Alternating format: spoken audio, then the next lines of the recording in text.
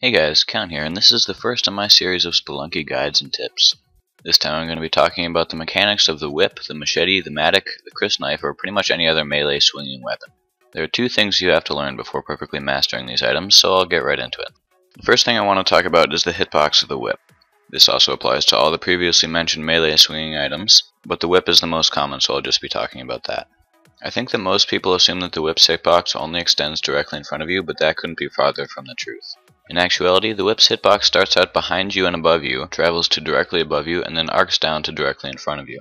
Knowing this can greatly help you when you're trying to protect your back and your head, places that are very hard to guard otherwise.